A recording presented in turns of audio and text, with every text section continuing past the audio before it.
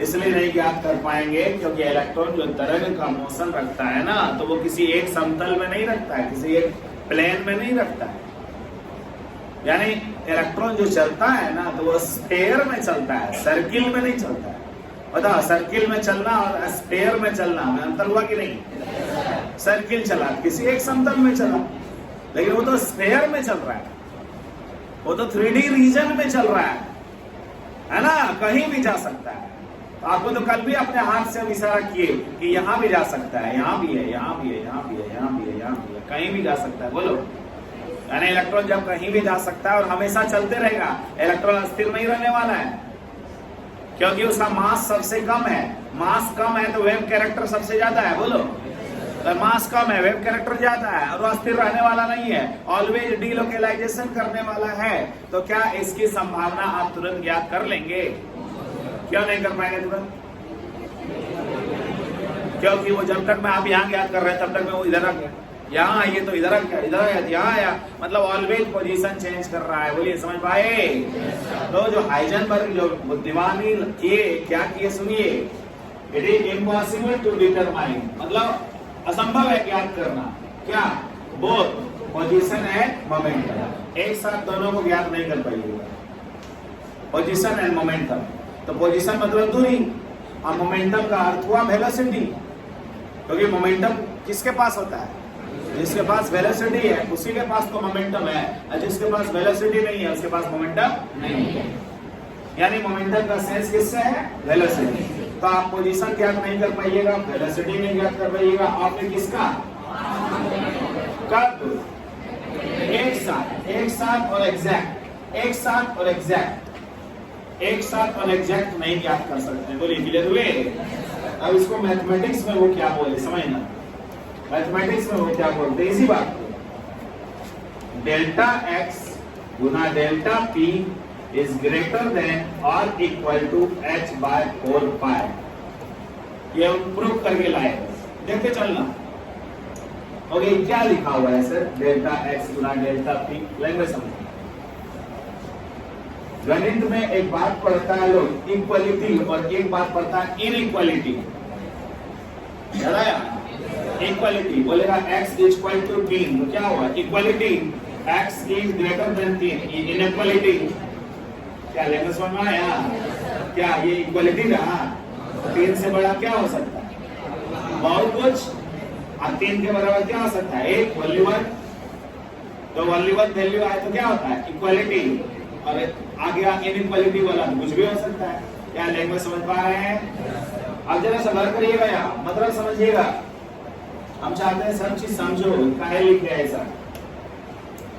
Delta x गुना delta, समझो कि हम कुछ नहीं जान रहे, बस अवसर पर सुन रहे और हमको जानना है। डेल्टा एक्स डेल्टा पी का मल्टीप्लीकेशन जो है वो h बाय 4 पाई से ग्रेटर है या ज्यादा से ज्यादा उसके बराबर है, मतलब जा सकता है गिरते गिरते उसके बराबर हो सकता है, ऑलवेज उससे बड़ा ही रहेगा, इससे नीचे नहीं होगा। अब कहोगे ये क्या है सर, थोड़ा सा भी समझाते चलिए। h कांस्टेंट है, 4 कांस्टेंट है, पाई कांस्टेंट है, सीधा सीधी बोलो ना ये एक कांस्टेंट है। बोलो, इतना मेरा बच्चा माना पहले कि h बाय 4 पाई क्या है? आप दिमाग खोलो, h बाय 4 पाई कांस्टेंट है, मतलब एक फिक्स वैल्यू है सर, उसके बराबर या उससे ज्यादा होगा इन दोनों का गुणनफल। तो ये दोनों क्या है सर? अब इस दोनों को समझाइए, सुनते रहना।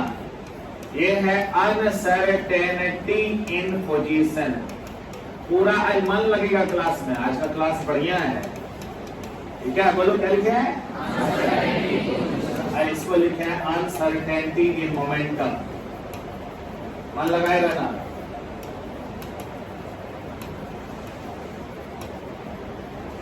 यानी अनसर्टेनिटी इन पोजीशन और अनसर्टेनिटी इन मोमेंटम दोनों को गुना करेंगे तो वो h बाय 4 पाई से या तो ज्यादा होगा या तो बराबर। क्या ठीक है? यहाँ तक पहले बच्चे जैसा पढ़ा रहे हैं कि दोनों है, अब कहोगे ये दोनों है क्या? इस दोनों की पढ़ाई समझाइए कि अनसर्टेनिटी इन पोजीशन क्या है। मतलब इलेक्ट्रॉन अगर इलेक्ट्रॉन कहोगे कि यहाँ से 10 मीटर दूरी पर है, देखना, मान लो कहोगे कि इलेक्ट्रॉन यहाँ से 10 मीटर, मेन टॉपिक समझ रहे हो, इलेक्ट्रॉन यहाँ से 10 मीटर की दूरी पर है। बोलो, बोल दिया अगर 10 मीटर की दूरी पर है तो ध्यान देना, इलेक्ट्रॉन 10 मीटर की दूरी पर है तो वो 10 से ऐसे करते रहेगा। देखो क्या मतलब, ऐसे हिलते रहेगा। बोलो, यानी वो 10 पर कभी अस्थिर नहीं रहेगा। बोलो, समझ पाया? बोलो, 10 पर अस्थिर काहे ना रहेगा? बोलो बोलो बोलो बोलो बोलो, 10 पर काहे ना अस्थिर रहेगा? मतलब 10 पर अस्थिर नहीं रहेगा सर। क्यों बोल रहे हैं 10 पर अस्थिर नहीं रहेगा? क्योंकि वो ऑलवेज मोशन में होता है। बोलो, और ऑलवेज वेव में होता है। लेकिन समझ गया ना? यानी 10 मीटर आप कैसे बोल दीजिएगा सर? नहीं मानेंगे। कह दीजिएगा इलेक्ट्रॉन 10 मीटर में आएंगे, हम नहीं मानने वाले। क्या नहीं मानने वाले? बोलो, अब सुनो याद रखो, ऐसे ऐसे करते रहेगा, ऐसे ऐसे करते रहेगा, ऐसे ऐसे करते रहेगा, मतलब थिरक रहा है। बोलो, थिरक रहा है ना? तो माने थे 10 पर है वो सर, माने थे हम कि वो 10 पर है सर, लेकिन सुनो सुनो, 10 से थोड़ा सा कम भी हो सकता है, 10 से थोड़ा सा दिमाग खुला। तो कितना कम कितना ज्यादा, सुनते जाना, कितना कम कितना ज्यादा इज कॉल्ड डेल्टा एक्स। दिमाग खुला। मान लो डेल्टा एक्स है 0.5, 0.5, इसका क्या अर्थ हुआ बताओ? 0.5 मीटर ऊपर भी जा सकता है, 0.5 मीटर नीचे भी जा सकता है। 0.5 मीटर ऊपर भी जा सकता है, 0.5 मीटर नीचे भी। क्या भाषा समझ पाया? आप बताओ डेल्टा एक्स क्या है? पढ़ो। क्या अनसर्टेनिटी का अर्थ समझ में आया? अनिश्चितता, अनिश्चितता, अनसर्टेनिटी। मतलब 10 पर तो हम रखे, लेकिन वो 10 पर है नहीं। तो 10 में कितना हिल डुल रहा है, कितना हिल डुल रहा है? It is called delta X. बोलो, it is delta X. Language में ना यार, आप कितना मान लिए? यहाँ से क्या है वो 10 मीटर का, लेकिन वो क्या कर रहा है? थोड़ा सा इधर अनसर्टेन हो रहा है। बोलो, लैंग्वेज में ना आया? आप बताओ, अनसर्टेनिटी इन पोजीशन क्या है? पहले भाषा समझ में आया? तो क्या 10 से थोड़ा ज्यादा भी हो सकता है, 10 से थोड़ा कम भी हो सकता है। बोलो ना, यानी ऐसा हो सकता है। अनसर्टेनिटी इन पोजीशन देखते चलना। आप कहोगे अनसर्टेनिटी और मोमेंटम क्या है? मोमेंटम का सेंस वेलोसिटी से है। बोलो, क्लियर है? हम मान लो गाड़ी चलाने बोले, गाड़ी चलाने बोले, एक गाड़ी टू व्हीलर डाल दिए, तुमको कह के जाओ तुम गाड़ी चलाओ, 40 के स्पीड में चलाओ। तो बताओ, तुम 40 के स्पीड में गाड़ी चलाएगा? बताओ, देखना, कभी 40 जाएगा, कभी 41 हो जाएगा। बोलो, कभी 39 हो जाएगा, कभी 42 हो जाएगा, कभी 40 हो जाएगा, कभी 38 हो जाएगा, कभी 42 हो जाएगा, कभी 41 हो जाएगा। क्या 40 पर फिक्स करके चला पाओगे? इसका क्या अर्थ हुआ सोचो। हम बोले तुमको 40 चलाना है, तो तुम 40 कहाँ नहीं चला रहे? यही बात समझना है, क्योंकि आप वेलोसिटी बोले हैं 40, लेकिन वहां अनसर्टेनिटी इन वेलोसिटी हो रहा है। तो अनसर्टेनिटी इन वेलोसिटी क्या हो रहा है? मान लो 2, मान लो अनसर्टेनिटी इन वेलोसिटी है 2। अनसर्टेनिटी इन वेलोसिटी 2 का मतलब कभी वो 38 हो जाएगा, कभी 42 हो जाएगा, कभी 38 हो जाएगा, कभी 42 होगा। यानी 38-42 के बीच में चल रहा है। आप बोले थे 40 पर चलने, लेकिन हम 40 पर चल नहीं पा रहे। बोलिए, लेकिन हाँ इतना जरूर कमांड रखे हैं इस लेटर पर कि 38 से नीचे नहीं जाने दे रहे हैं, 42 से ऊपर जाने नहीं दे रहे हैं, लेकिन 40 पर नहीं रह पा रहे। कभी कभी 40 आता है, कभी फिर 41 हो जाता है, कभी 38 हो जाता है। हाँ, इतना एक्सपर्ट ड्राइवर हम जरूर हैं कि इससे बाहर नहीं जाते। तो यानी डेल्टा भी क्या हो गया? 2। क्यों डेल्टा भी 2 हुआ बताओ? तो अंदर भी हो सकते हैं, 2 बाहर, मैक्सिमम यही इतना कर सकते हैं, इससे अंदर बाहर हम नहीं कर रहे हैं। बताओ, अनसर्टेनिटी इन वेलोसिटी क्या हो गया? 2। अब वेलोसिटी क्या था? 40। याद आया? वेलोसिटी क्या था? और अनसर्टेनिटी इन वेलोसिटी 2। इसका क्या आपको समझ में आया? कि जितना आप बोले थे कर रहे हैं, उसमें थोड़ा सा हिल डुल रहे हैं, क्योंकि हम वेव कैरेक्टर है ना। इलेक्ट्रॉन क्या बोल रहा है? हम क्या है? वेव। तो थोड़ा तो हिलेंगे डुलेंगे ना, थोड़ा इधर थोड़ा उधर होंगे। क्लियर कॉन्सेप्ट हो रहा है? आप अलग स्टाइल में पढ़ाएंगे, ये पहले बच्चा जैसा पढ़ाएंगे। बोलो बोलो, डेल्टा एक्स क्या है, डेल्टा भी क्या है, वो समझ में आया? डेल्टा एक्स है पोजीशन में थोड़ा कम थोड़ा ज्यादा, वेलोसिटी में थोड़ा कम थोड़ा ज्यादा को डेल्टा भी बोले। बोलो, यहाँ तक ठीक है? तो इन दोनों का गुणनफल किसके बराबर या किससे ज्यादा हो, यहाँ तक जरूर समझ आओ। लिख लिया? सोचिए, ये सब बात लिखना है। अभी और समझाएंगे, तरीका है हमारा समझाने का, हम समझा ही लेंगे। बहुत कुछ है हमारे पास, देखते चलो।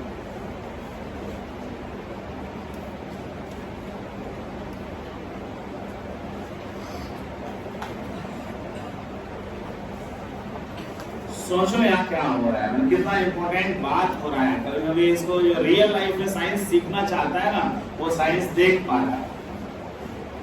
रियल साइंस हुआ, कोई रट्टा रट्टी वाला बातें नहीं हो रहा है।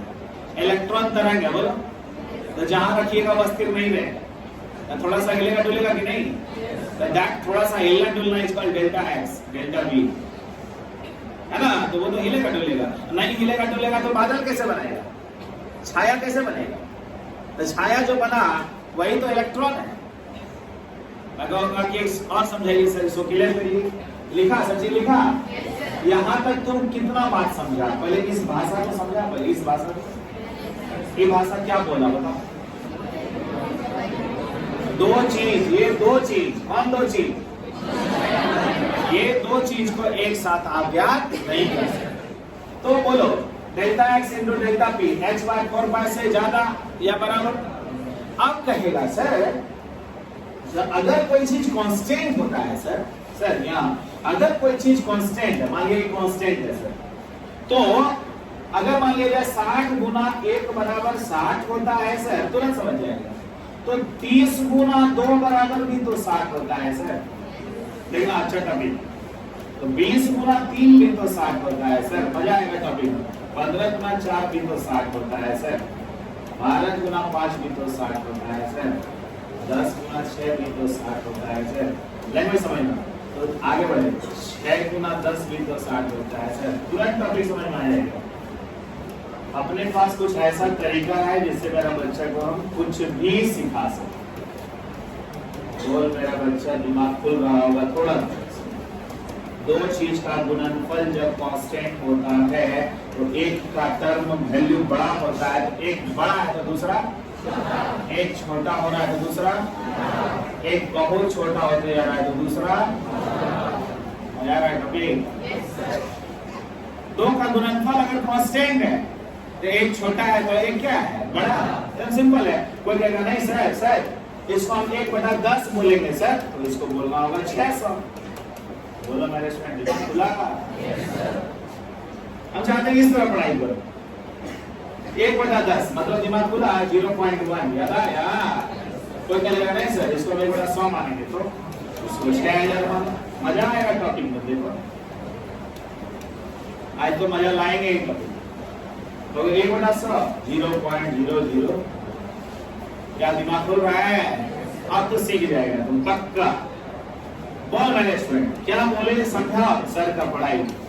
दो चीज का गुणनफल अगर कांस्टेंट मतलब नहीं समझा रे, फिक्स। अगर दो चीज का गुणनफल कांस्टेंट है, बोलो एक वैल्यू बड़ा है तो दूसरा, अगर एक वैल्यू छोटा होता जाएगा तो दूसरा। दिमाग खुल रहा है? अब बोल दो चीज का गुणनफल कांस्टेंट है, एक छोटा है तो एक अगर बड़ा होगा तो दूसरा। दिमाग खुला? अब मजा आएगा टॉपिक, अब और अच्छा लगेगा। यहाँ तक तुम्हारा समझ में आया जेबरा कि दो चीजों का गुणनफल क्या है? Constant, fix. एक अगर बड़ा होगा तो दूसरा छोटा, एक छोटा होगा तो दूसरा। कभी बड़ा और छोटा कौन समझेगा? समझे जाना टॉपिक। आप बड़ा समझा, छोटा समझेगा। सर ये डेल्टा एक्स है मान लीजिए सर, और ये डेल्टा पी है मान लीजिए सर, आई दोनों का कांस्टेंट है मान लीजिए सर। तो जिसका मान लो कहेंगे रे एक गाड़ी है जो 400 मीटर दूरी पर है, देखना यहाँ एक गाड़ी है जो 400 मीटर की दूरी पर है, लेकिन उसका डेल्टा एक्स 60 है। इसका मतलब गाड़ी कहाँ है? बोलेंगे एक गाड़ी 400 मीटर दूरी पर है लेकिन उसका डेल्टा एक्स 60 है, तो गाड़ी कहाँ है? 400 माइनस 360, 400 प्लस 360, 400 माइनस 60, 400 प्लस 60। क्या समझा? 400 माइनस 60 क्यों बोल? इधर भी हो सकता है, और 400 प्लस 60। क्या दिमाग खुला? तो मजा आएगा। कहोगे यस आज साइंस समझ में आया। बोलो एक गाड़ी 400 मीटर दूरी पर है लेकिन उसका डेल्टा एक्स क्या है 60 है, तो गाड़ी कहाँ हो सकता है 60 इधर भी 60 उधर भी, यानी 340 से लेकर 460 कहीं भी गाड़ी हो सकता है। बोलो क्लियर है? और अगर उसी गाड़ी का बोलेंगे वो गाड़ी 400 मीटर पर है लेकिन उसका डेल्टा एक्स कितना है, डेल्टा एक्स कितना है, बोलेंगे वो गाड़ी कहाँ है, कहेगा एकदम 400 पर है। बोलो 400 मीटर पर है, क्यों बोला 400 मीटर पर? क्योंकि उसका डेल्टा एक्स क्या है, बहुत ही कम है। जिसका डेल्टा एक्स बहुत कम है क्या इधर उधर करेगा? बताओ मेरे स्टूडेंट, एक गाड़ी यहाँ से 400 मीटर दूरी पर खड़ी है लेकिन उसका डेल्टा एक्स 60 है, तो डेल्टा एक्स 60 का अर्थ क्या हुआ, गाड़ी कहाँ है 60 उधर भी 60 इधर भी, कहीं भी हो सकता है। बोलो गाड़ी का रेंज ज्यादा इधर उधर हो गया ना, यानी अस्थिर नहीं है, वो ज्यादा हिलडुल कर रहा है। लेकिन समझ में आया, क्योंकि उसका डेल्टा एक्स क्या है 60 है। अगर उसी का डेल्टा एक्स यार, तो गाड़ी कहाँ है, वहीं सर 400 के पास ही है सर, गाड़ी खड़ी है सर, इधर उधर नहीं हो रही है। क्यों बोले गाड़ी इधर उधर नहीं हो रही है, डेल्टा एक्स कितना कम है रे, नहीं के बराबर, मतलब गाड़ी खिसका भी इधर उधर 400 के पास ही। दिमाग तो खोलो यार, कितना अच्छा तो पढ़ा रहे हैं। क्या गाड़ी कितना पर है 400 मीटर पर है लेकिन डेल्टा एक्स क्या है, क्या कॉन्सेप्ट? अब जरा सा सोचना है ना, अगर ये डेल्टा एक्स 60 के बदले डेल्टा एक्स 100 हो जाता, अगर मान लीजिए 100 हो जाता, तो गाड़ी कहाँ है, और ज्यादा रेंज हो गया 300 से 500 के बीच, 300 से 500 के बीच। ऐसा क्यों बोल रहे हैं? डेल्टा एक्स क्या मान लिए 100, डेल्टा एक्स 100 का अर्थ क्या हुआ, बोलो बोलो बोलो 100 इधर भी हो सकता है 100। क्या वो गाड़ी का पोजीशन पता करना मुश्किल है कि नहीं है, कहाँ है पता नहीं, इधर भी हो सकता है उधर भी हो सकता है। लेकिन हम कहते हैं कि इस गाड़ी का पोजीशन बता, इस गाड़ी का पोजीशन बता, 400 पर है। कितना कॉन्फिडेंस से बोला, क्यों बोला? डेल्टा एक्स बहुत ही कम है। अब बोलो मेरे स्टूडेंट, विज्ञान जिसका अनसर्टेनिटी इन पोजीशन बहुत कम होता है, जिसका अनसर्टेनिटी इन पोजीशन बहुत कम होता है, उसे बिल्कुल ज्ञात कर सकते हैं। सुना? क्या बोले सुना? जिसका अनसर्टेनिटी इन पोजीशन क्या है, बहुत ही कम है, उसे ज्ञात कर सकते हैं, एग्जैक्ट बोल सकते हैं। बोलो बोल सकते हैं ना, दिमाग खोल देना। और अगर ये बहुत ज्यादा था तो उसे ज्ञात नहीं कर सकते कि कहाँ है पता नहीं। मान लो किसी का डेल्टा एक्स 200 हो गया तो बहुत टफ हो गया, बोलो ना, पता नहीं कहाँ होगा। इसका अर्थ क्या हुआ, सुनना। एक स्टूडेंट आज क्लास में आया, कल भी क्लास में, परसों भी क्लास में आया, डेली क्लास आ रहा है, एकदम रेगुलर क्लास आ रहा है, अब्सेंट नहीं है, डेल्टा एक्स 0 रखा है, डेल्टा एक्स क्या रखा है 0। कल वो आएगा कि नहीं, कोई पूछेगा हमसे कल वो आएगा कि नहीं, हम क्या बोलेंगे, क्यों बोले?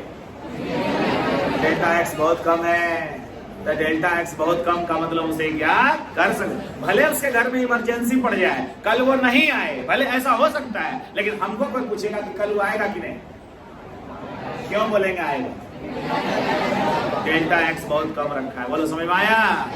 अब एक स्टूडेंट है जो आज आता है, कल नहीं आया, परसों आया, फिर 7 दिन बाद आया, फिर आया, फिर 15 दिन बाद आया, उसको पूछेगा, हमको कोई पूछेगा वो कल आएगा, हम बोलेंगे नहीं आएगा, क्यों बोलेंगे?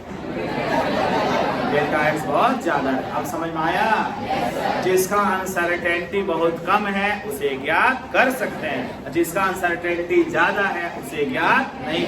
अब बोलना यहाँ टॉपिक मन से पढ़ो, विज्ञान पढ़ रहे हो, बताओ डेल्टा एक्स कम, मैंने अगर अनसर्टेनिटी इन पोजीशन कम है, अर्थात पोजीशन को ज्ञात कर सकते हैं। अगर डेल्टा एक्स का मान ज्यादा रहता तो पोजीशन को ज्ञात। दिमाग खुला? मैंने थोड़ा सा सोचने लायक मजेदार टॉपिक, इसका एकदम साफ सुथरा यार ये कंसेप्ट देखो। बोलो डेल्टा एक्स कम होगा तो बढ़िया पोजीशन दिखेगा, और डेल्टा एक्स ज्यादा होगा तो पोजीशन नहीं दिखेगा। कॉन्सेप्ट क्लियर हो रहा है? आप यहाँ तक समझ गया, तो इस पर भी वही बात अप्लाई कर दो। बोलो बोलो बोलो, यहाँ इसे बोलो मैनेजमेंट, यहाँ देखो, यहाँ ये है, देखते हैं ना, यहाँ ये है, देखते हो, बोलो ठीक है। अब बोलना है इट इज डेल्टा पी, बोलो ये कौन है? Delta P. अगर बोलेंगे कि देखो मैं हुआ एक गाड़ी है जो 100 की स्पीड में जा रहा है, एक गाड़ी है यानी इलेक्ट्रॉन को मान लो ना, एक गाड़ी, एक इलेक्ट्रॉन है जो 100 के स्पीड से जा रहा है, ठीक है ना, तो 100 के स्पीड से जा रहा है, उसका डेल्टा पी जो है 1 है, 100 के स्पीड में जा रहा है, डेल्टा पी 1 है, यानी डेल्टा भी मान लो 1 है, क्योंकि मोमेंटम को वेलोसिटी का सेंस देते हैं। तो बताओ अगर 100 की स्पीड से जा रहा है, डेल्टा पी 1 है, पूछेंगे कि उसका स्पीड क्या है, कोएगा 99 से 101, बोला 99 से 101 क्यों बोला, बताओ 100 से 1 कम भी सकता है, 100 से 1 क्योंकि उसका डेल्टा 1, बोलो क्लियर है ना? यानी कोई कुछ भी दे कि उसका स्पीड क्या है बता दो, क्या 99 से 101 होगा, और क्या होगा, यही सब होगा। क्यों हो गया यही सब होगा? क्या दिमाग खुल रहा है? बिल्कुल ऐसा हो, ठीक है ना। अब वो गाड़ी 100 के स्पीड में जा रहा है, कोई पूछेगा उसका डेल्टा पी 30 है, मान लो तो बोल देगा देखो भैया उसका 30 है, तो बताओ गाड़ी का स्पीड क्या है? 70 से 130, 70 से 130, क्या रेंज बढ़ गया ना? अब वहां एग्जैक्ट बोल दिया कि रे देखो ना 100 के लगभग में ही होगा, 99 से 101 के बीच में होगा। ऐसा क्यों बोल दिया इस जगह पर? इस जगह पर ऐसा क्यों बोला? डेल्टा पी कम है, जिसका डेल्टा पी कम है यानी उसका वेलोसिटी आप ज्ञात कर सकते हैं, और जिसका डेल्टा पी ज्यादा हो गया उसका वेलोसिटी ज्ञात नहीं कर सकते। क्या यहाँ तक समझ पा रहे हो? अब मजे लेना टॉपिक में, अब दिल लगाना है। यहाँ तो बच्चा जैसा खूब सुनाए, तो सिखाते सिखाते ये सब चीज ठीक कर लिया आया, सब हटा देते हैं, हटा देते हैं, सब हटा, यहाँ दिमाग खोलो, क्योंकि साइंस जो है ना हर चीज हम लोग समझ सकते हैं, एंजॉय कर सकते हैं साइंस। आए बोल बबुआ, दो चीज का गुणनफल अगर कांस्टेंट है तो गणित कहता है एक अगर छोटा है तो दूसरा बड़ा। गणित कह रहा है, देखा है गणित को माने रहता, तो गणित कह रहा है कि अगर ये छोटा है, समझा रहे हैं, तो ये बड़ा होगा। क्लियर हुआ? इतना क्या क्यों अधिकार मिला इतना बोलने का? दोनों का मल्टीप्लिकेशन क्या है? कांस्टेंट। तो एक अगर छोटा है तो दूसरा कितना माना? अब तू बोल कि जिसका डेल्टा एक्स छोटा होगा सर, मतलब उसका पोजीशन ज्ञात कर सकते हैं, और जिसका डेल्टा पी बड़ा होगा सर उसका वेलोसिटी ज्ञात नहीं कर सकते हैं। सुना? यानी अगर पोजीशन ज्ञात कर सकते हैं तो वेलोसिटी ज्ञात नहीं कर सकते हैं। देख लो,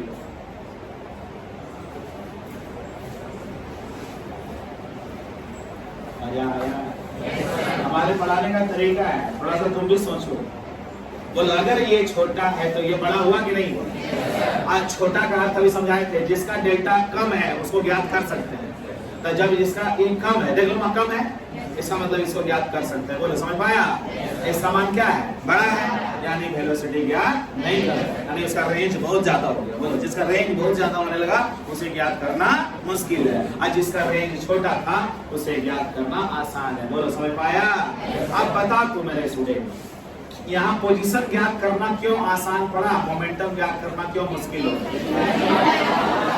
डेल्टा एक्स छोटा है, डेल्टा पी क्या है? बड़ा है। अब इसी का सेम उल्टा बात बोलो, सुनोगे सुनोगे सुनोगे। सर अलजेब्रा कहता है सर कि अगर डेल्टा एक्स बड़ा हो जाएगा सर तो डेल्टा पी छोटा हो जाएगा। बोल अभी देखा था कि नहीं? बोलो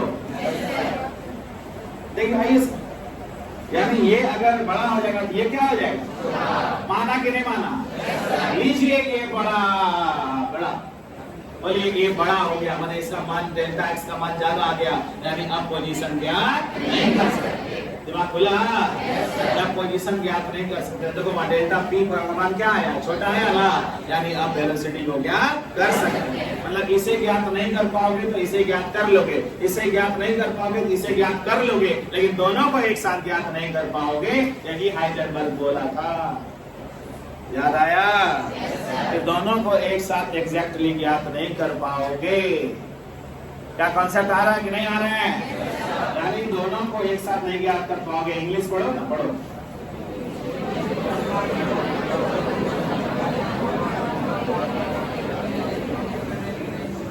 हिम्मत बढ़ रहा है? कितना परसेंट सीख पाया पता नहीं, हम तो पूरा मेहनत कर रहे हैं। तो तुमको दिमाग में ये ला रहे हैं कि ये दोनों का गुणनफल क्या है और ये दोनों है क्या। इसको आप चाहते थे ना कि तुम रियल वे में बोलो, घर की भाषा बोलो, ये है हिलना डुलना, थिरकना। तो किसी का थिरकना बहुत ज्यादा होगा तो उसको ज्ञात करना मुश्किल है, और किसी का थिरकना बहुत कम होगा तो उसे ज्ञात करना आसान है। समझ में आया? तो जिसका डेल्टा एक्स कम है उसका पोजीशन ज्ञात कर लोगे, जब वो कम होगा तो ये क्या होगा, ज्यादा, यानी ये ज्ञात नहीं कर पाओगे। क्या दिमाग खुला? यही तो बार बार प्रेशर करके फोकस कर रहे हैं। क्लियर हुआ? अब इसका लैंग्वेज लिख देंगे। यहाँ तक समझ में आया कि नहीं आया? केस 1, इफ डेल्टा एक्स को लेसर माना, देख लो, then delta p will be larger। और लेसर का क्या अर्थ हुआ, लार्जर का क्या अर्थ हुआ? क्लियर हो गया? That is position can be determined. Simple भाषा में लिख रहे हैं, तुम समझ जाओ।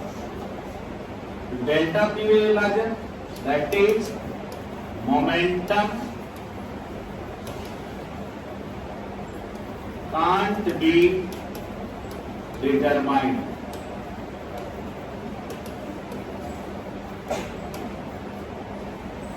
बोलो, यहां तक बिल्कुल मीनिंग क्लियर किए? तुमको कहां दिक्कत रह गया, पूछो।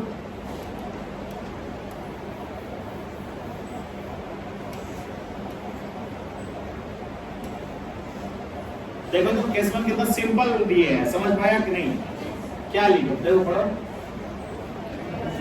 डेल्टा एक्स कम है तो डेल्टा पी क्या होगा, ज्यादा, और डेल्टा एक्स कम का अर्थ क्या होगा, तो इसका ज्ञात कर लेंगे। और डेल्टा पी ज्यादा का अर्थ क्या हुआ, यहाँ देखना है तो डेल्टा एक्स। तो अब क्या है, वाइस वर्सा। वाइस वर्सा वाली बात है, बोलो। वाइस वर्सा में क्या करें, तू बोलो। डेल्टा एक्स को ज्यादा मानेंगे, है ना, यानी डेल्टा एक्स को क्या मानेंगे, इफ, यानी केस 2 है। डेल्टा एक्स को क्या कर देंगे, लार्जर, है ना, देन डेल्टा पी क्या हो जाएगा, लेसर। किसको ज्ञात कर पाए, डेल्टा पी को ज्ञात कर पाए कि पी को ज्ञात कर। जब तक कहते विज्ञान बोल ही नहीं पा रहे, इसलिए बोलवाते हैं। जिसका डेल्टा पी ज्यादा है या जिसका डेल्टा कुछ भी कम है, मान लो ये डेल्टा पी कम है, तो डेल्टा पी कम का मतलब ज्ञात किसको किए, पी को। पी को डेल्टा पी कम तो ज्ञात किसको किए, यही तो समझा रहे हैं, बोलो। डेल्टा पी कम अर्थात क्या हुआ, मोमेंटम को ज्ञात कर सकते। अभी भी तुम लोग में वो चीज नहीं ले पाते हो जो चीज हम देना चाहते हैं। Momentum can be determined.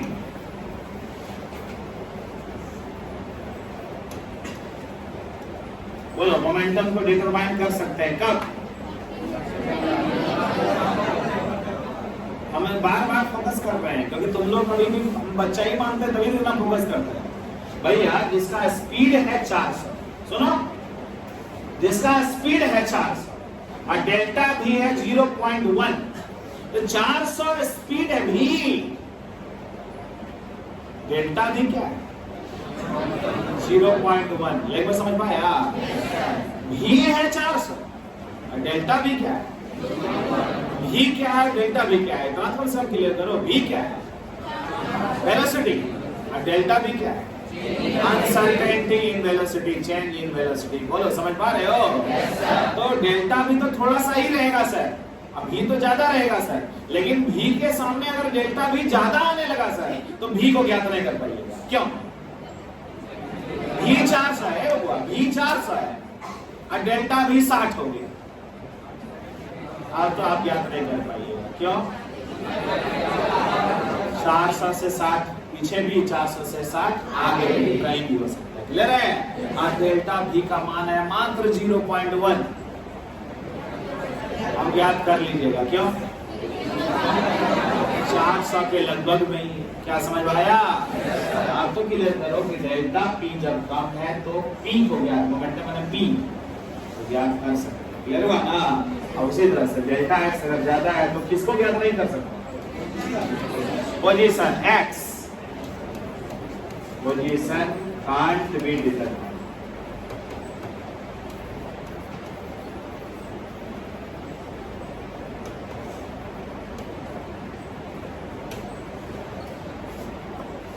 Real science को जिंदा होना, एक एक चीज सिखाएगा। तो डेल्टा x और डेल्टा p का कारण, इसका तब कंफर्म हो गया। Confirmly we can say, we मैंने स्टूडेंट लोग बोल सकता है, we can say that both position and momentum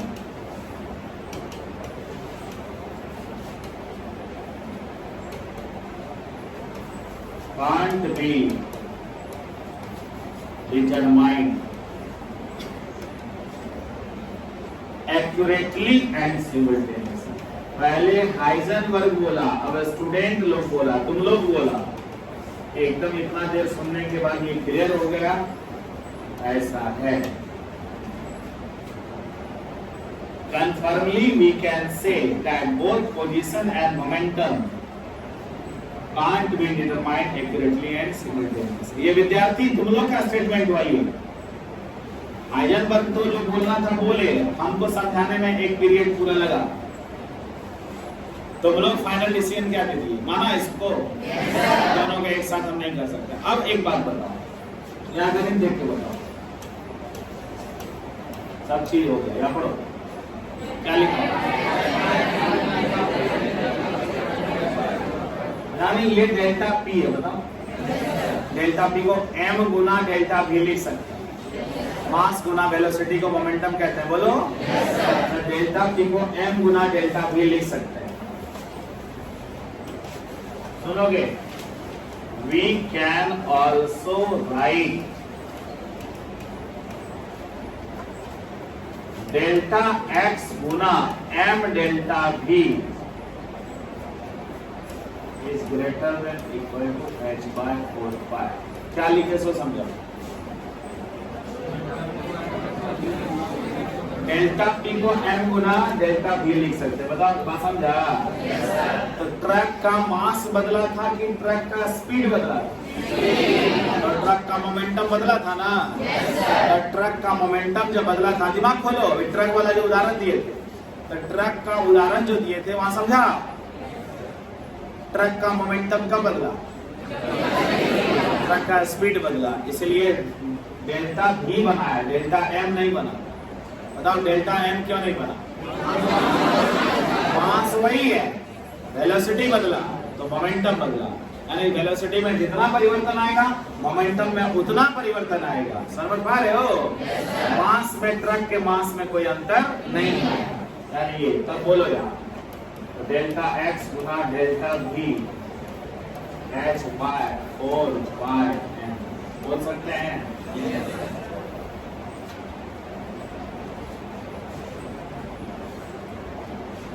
कहां शक हुआ पूछना कि मोमेंटम को मास को, क्योंकि बच्चा हो सकता है कि जो नहीं जानता उसको अकबक लगेगा। p बराबर m गुना v होता है, क्लियर हुआ? मोमेंटम बराबर मास गुना वेलोसिटी, तो डेल्टा p बराबर m गुना डेल्टा v बोले तो बिल्कुल पूछेगा कि डेल्टा m क्यों नहीं बोल रहे? बोलो कांस्टेंट रहा वही रहा, वेलोसिटी बदला, वेलोसिटी बदला तो क्या बदल गया, मोमेंटम बदला, वेलोसिटी बदला तो क्या बदला, बदला ना, मोमेंटम क्यों बदला, क्लियर है, वेलोसिटी बदलने से मोमेंटम बदला, ठीक है ना। आप बताओ कि डेल्टा पी के बदले में एम डेल्टा बी क्यों लिखे, समझ में आया? मेहनत करो, मेहनत करो। अब यहाँ देखो, तो जब न्यूमेरिकल बनाना, सुनो, जब न्यूमेरिकल बनाना, जब भी न्यूमेरिकल बनाना तो डेल्टा एक्स गुना डेल्टा बी को इक्वल टू मानना, न्यूमेरिकल में इनइक्वालिटी नहीं मानना, न्यूमेरिकल में इक्वल टू मान के बनाना। सुनिए, वहां इनइक्वालिटी का तो कोई मतलब ही नहीं है, उसका कोई भी मान हो सकता है, इसलिए न्यूमेरिकल में मान फिक्स करने के लिए वही बात को इक्वल टू लिखे, समझ में आया? न्यूमेरिकल में इनइक्वालिटी वाला साइन नहीं लगाना, न्यूमेरिकल में इक्वल वाला साइन लगाना, क्लियर हुआ? ध्यान देना है सब, ठीक है ना। हाँ देख, calculate the uncertainty in velocity of a fast moving electron if uncertainty in position is plus minus 200 angstrom. Plus minus का अर्थ क्या हुआ, या तो बढ़ेगा या तो घटेगा, यानी डेल्टा एक्स है, बराबर। डेल्टा भी पूछ रहा है, डेल्टा एक्स दिया हुआ है 200 एंगस्ट्रॉम। प्लस माइनस लिखना तो उसका फैशन है, लिखेगा, आपको उतना नहीं करना है।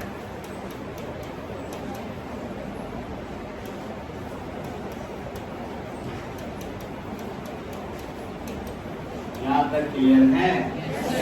अब सूत्र है डेल्टा एक्स गुना डेल्टा बी बराबर एच बटा 4 पाई एम। बोलो बच्चा, सही है कि नहीं है?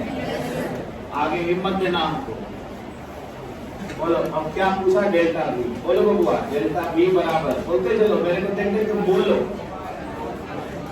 4 पाई एम डेल्टा, क्या ठीक जाने? या नजर यहाँ कहे ना, क्या सिखाया है यहाँ, इसके बाद लगेगा कौन आ रहा है कौन जा रहा है उसकी चिंता छोड़ दो, यहाँ नजर होना चाहिए।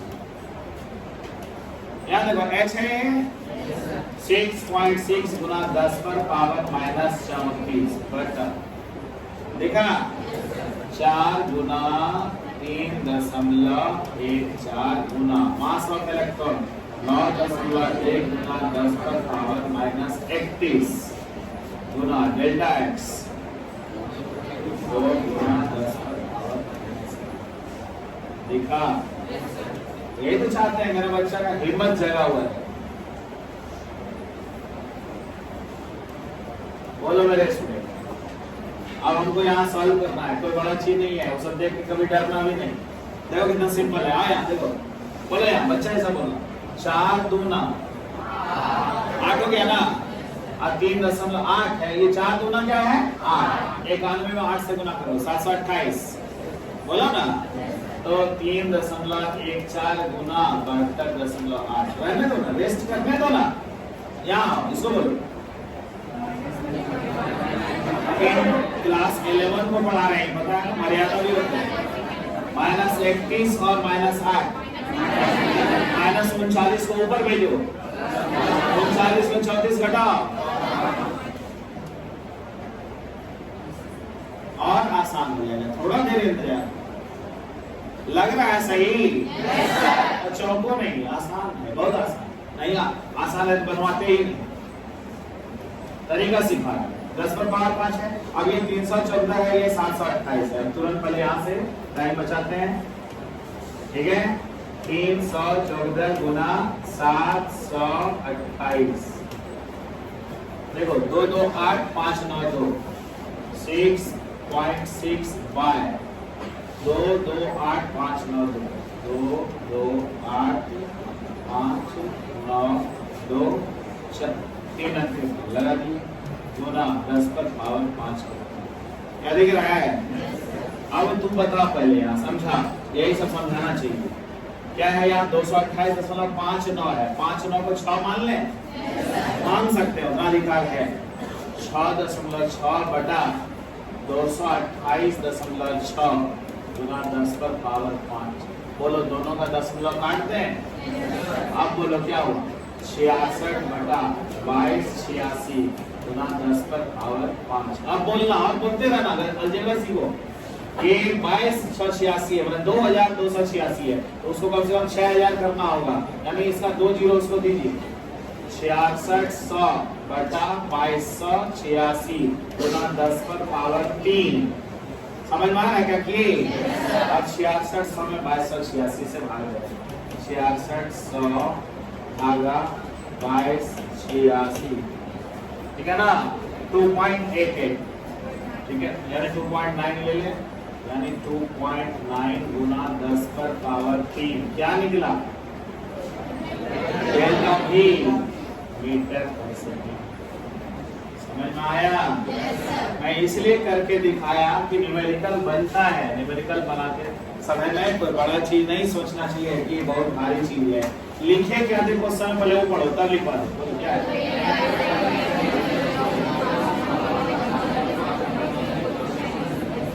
आप बता रही प्लस माइनस क्यों लिखे, क्यों डरा तो नहीं? 200 आगे भी जा सकता है, 200 दैट इज डेल्टा एक्स।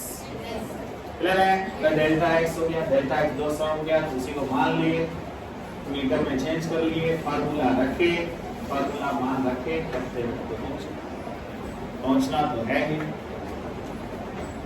ठीक है। तो हाइजेनबर्ग का अनसर्टेनिटी प्रिंसिपल को सबसे पहले कॉन्सेप्ट तैयार हुआ कि दोनों को एक साथ ज्ञात नहीं कर सकते। दूसरी बात, तुमको डेल्टा एक्स का अर्थ आज समझ में आया कि डेल्टा एक्स क्या है? थिरकना, थिरकन, ज्यादा या थिरकन, मैंने आप जहां भी बोलिएगा तो वहां स्थिर में रहेगा। बोलिए, अब यहाँ बोलना है, यहाँ बोलो, वहां भी हिलते रहेगा, यहाँ बोलो, यहाँ बोलो, यहाँ भी हिलते रहेगा, यहाँ बोलो, यहाँ बोलो, यहाँ भी हिलते रहेगा। लेकिन समझ में आया? दैट हिलना डुलना ही डेल्टा एक्स। बोलो समझ में आ रहा है? वही है डेल्टा एक्स। गाड़ी चल रही है तो 40 के स्पीड में बोलते नहीं चल रही है, गलत बात है। 40 के स्पीड में कैसे चलेगा? या तो 40 से थोड़ा सा इधर होगा, या उधर होगा, या इधर होगा, या उधर होगा। बोलो समझ में आ रहा है ना? दैट इज डेल्टा भी। क्या कॉन्सेप्ट? तो इसको आज दोहराना, किताब भी पढ़ना, फिर कल इस पर बढ़िया समझना। अच्छा नॉलेज है, original knowledge.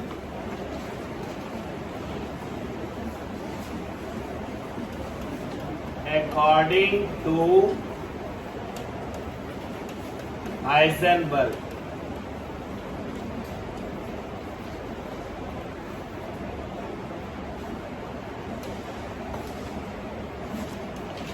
any body is visible due to strike of the light of equivalent wavelength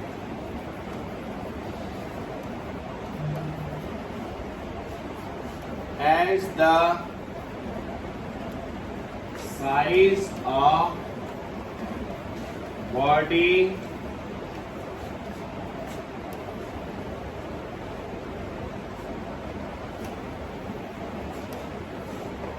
reaches to our eyes। गौर करो क्या लिखे, देखो कोई भी बॉडी क्यों विजिबल है? सिग्नल एक टॉपिक है, कोई भी बॉडी क्यों विजिबल है बताओ। कोई भी बॉडी क्यों विजिबल है बाबू? क्योंकि उसी साइज का हमको दिख रहा है। बोलो उसी साइज का हमको दिख रहा है, उसी साइज का। देखो यहाँ strike off the light, light का स्ट्राइक हो रहा है, बोलो। तो लाइट का स्ट्राइक हो रहा है, वो लाइट का वेवलेंथ किसके बराबर? देखो equivalent wavelength as the size of the body, किसके बराबर है? बॉडी के बराबर। यानी चूहा का साइज, जैसे एक उदाहरण दे दिया मैंने कि चूहा को हम लोग देख पा रहे हैं, तो चूहा को आखिर क्यों देख पा रहे हैं? उसी के साइज के बराबर में वेवलेंथ आ रहा है, हमारे आंख तक पहुंच रहा है। अब देखना यहाँ for a change, if macroscopic माने बड़ा, मैक्रो माने होता है बड़ा, larger sized body is to be viewed,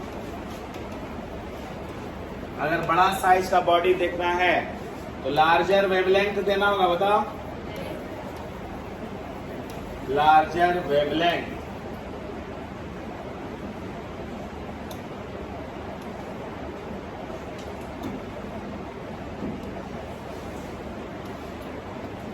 तो larger sized body is to be viewed, larger wavelength is used. बताओ, वेवलेंथ बड़ा यूज किए, लार्जर वेवलेंथ यूज करने का मतलब लेसर एनर्जी यूज किए। बताओ, लेसर एनर्जी, क्या उसमें ज्यादा कुछ कर पाया? क्या क्यों नहीं ज्यादा कुछ कर पाया? एनर्जी कम था, बोलो। That is no too much vibration and dislocation is observed if macroscopic larger sized body is to be viewed। अगर बड़ा चीज को देखना है तो बड़ा वेवलेंथ यूज करते हैं, यानी कम ऊर्जा यूज करते हैं। और कम ऊर्जा यूज करते हैं तो बहुत ज्यादा उसका थिरकना नहीं देख पाते हैं। बहुत ज्यादा क्यों नहीं थिरकना देख पाते हैं? एनर्जी कम है, इधर उधर वो ज्यादा नहीं करता है। देख लो, इधर उधर ज्यादा वो नहीं करता है, डिसलोकेशन भी ज्यादा नहीं करता है। क्या दिखा कि नहीं? No too much vibration and dislocation is observe. क्यों नहीं बहुत ज्यादा हिलडुल कर पाया? एनर्जी कम है। कैसे जान गए? वेवलेंथ कम है। क्लियर हो गया? और अगर आपको बहुत छोटा चीज को देखना है, एक बारह चेंज करो, microscopic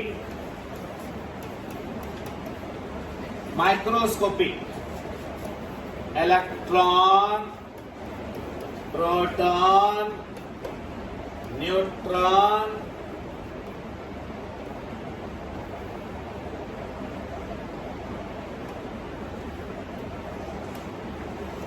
is to be observed। बोलो, अगर इनको देखना है तो क्या करना होगा? स्मॉलर वेवलेंथ यूज करना होगा। बोलो, दिमाग खुला। स्मॉलर वेवलेंथ इज यूज्ड, और स्मॉलर वेवलेंथ यूज करेंगे तो हायर एनर्जी होगा। बोलो, higher energy will cause too much vibration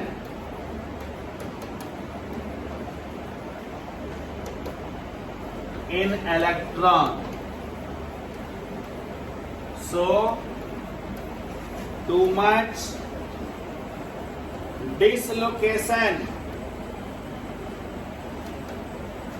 is observed। बहुत ज्यादा इधर उधर क्यों हिलडुल रहा है? बताओ, एनर्जी ज्यादा है। तो जब बहुत ज्यादा हिलडुल कर रहा है तब क्या इसका पोजीशन और वेलोसिटी को एग्जैक्ट ज्ञात कर सकते हैं? अब समझ में आया। So it is difficult to determine both position and velocity of a fast moving electron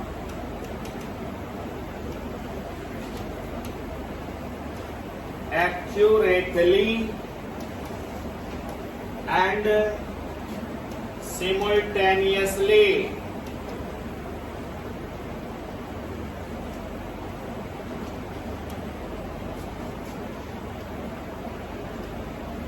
बताओ एक्यूरेटली एंड सिमुल्टेनियसली क्यों ज्ञात कर सकते हैं? समझ में आया? ये क्यों नहीं किया? सॉरी, क्यों नहीं ज्ञात कर सकते? इट इज डिफिकल्ट, मुश्किल है ज्ञात करना। बताओ मुश्किल है ज्ञात करना, ये समझ में आ गया? आप बताओ हाइजेनबर्ग वाला बात मैक्रोस्कोपिक में लगाएं कि माइक्रोस्कोपिक में लगाएं? क्लियर हो गया? ये दिमाग में सेट करो। अरे कितना डिटेल नॉलेज आपको दिया गया कि आप समझ पाओ हाइजेनबर्ग कहा क्या। चलो, it means Heisenberg's uncertainty principle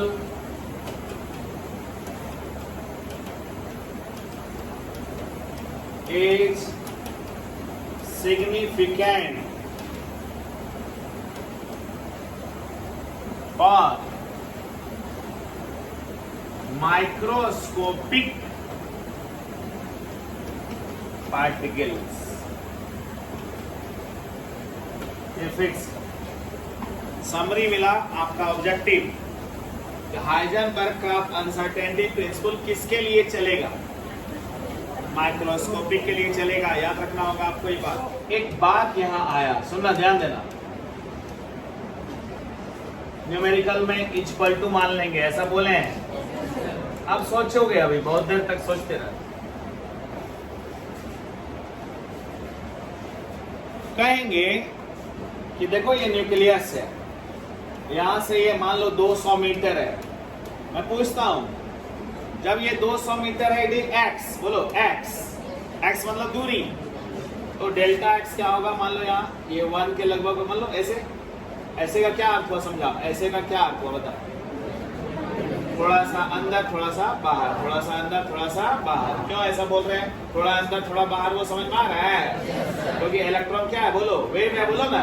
electron क्या है? वेव।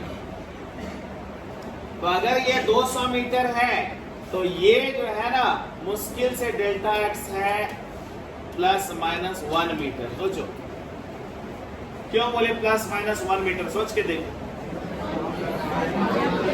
अगर x है 200 मीटर तो डेल्टा x है प्लस माइनस 1 मीटर, यानी 1 मीटर उधर भी जा सकता है, 1 मीटर इधर भी जा सकता है। मान लो 1 मीटर इधर उधर कर रहा है, 1 मीटर इधर उधर कर रहा है, बोलो तो 1 मीटर इधर उधर कर रहा है। ये बात समझ में आता है? yes, जवाब चाहिए, यहाँ शुद्ध जवाब चाहिए।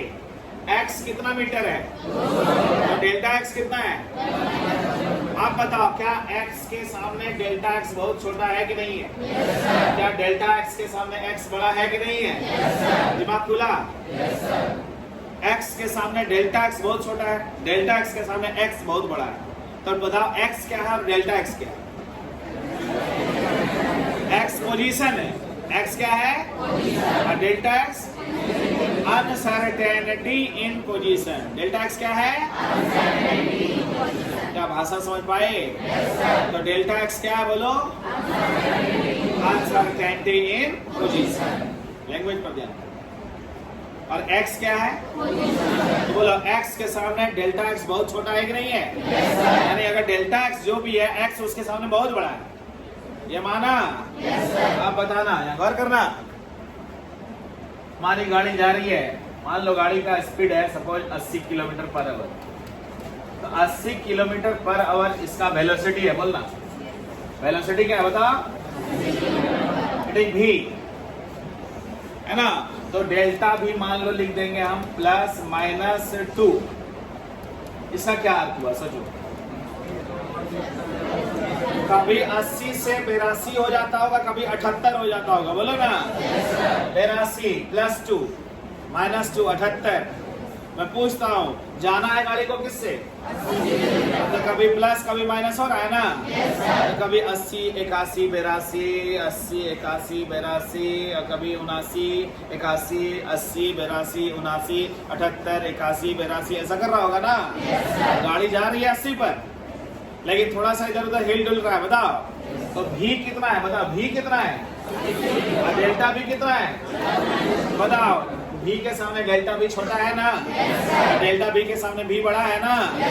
ये अगर दिमाग में सेट हो गया तो अभी एक बहुत अच्छा कॉन्सेप्ट देने वाला है कि x के सामने डेल्टा x बहुत छोटा होता है, अब भी के सामने डेल्टा भी बहुत छोटा है होता है। बोलो क्लियर हुआ? यानी अगर जिसका डेल्टा भी ऐसा होगा उसका भी बहुत गुना अधिक होगा। बोलो जिसका डेल्टा भी ये है उसका भी बहुत गुना है कि नहीं है? क्या भाषा समझ पा रहे हो? इस बात को हम अभी क्यों पढ़ा रहे हैं देखना, इंटरेस्टिंग टॉपिक।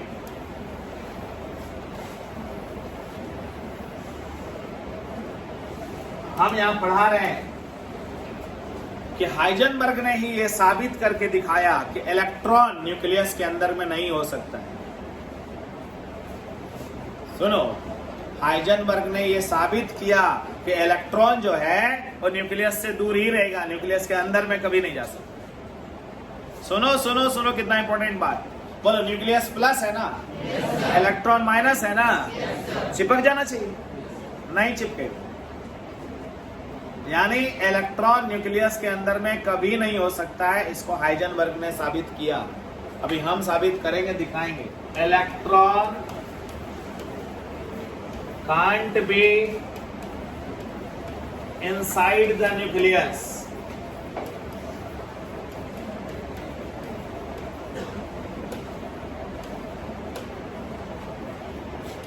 प्रूफ।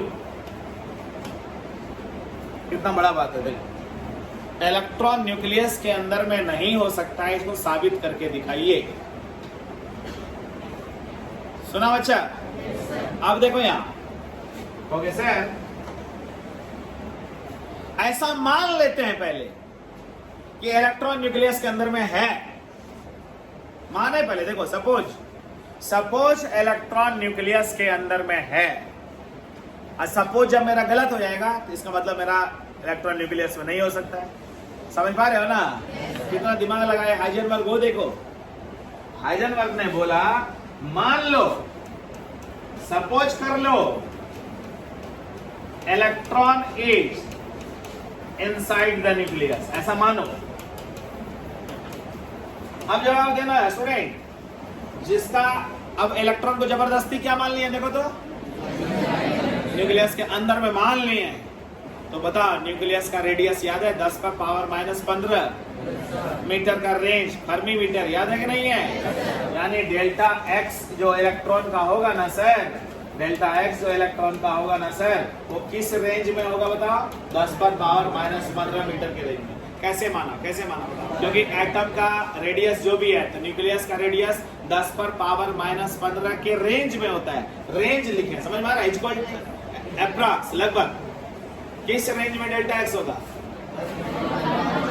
तो इतना नालायक आदमी हो ना, चेहरे पर इतना कंफ्यूजन जैसा लेके बैठते हो। डेल्टा एक्स क्या लिखे हैं?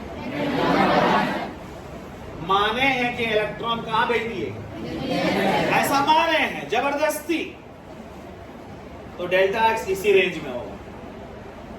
तब हम यहां मान रखते हैं, देखते हैं ना, डेल्टा एक्स गुना डेल्टा भी इक्वल टू h/4/m, बताते रहना।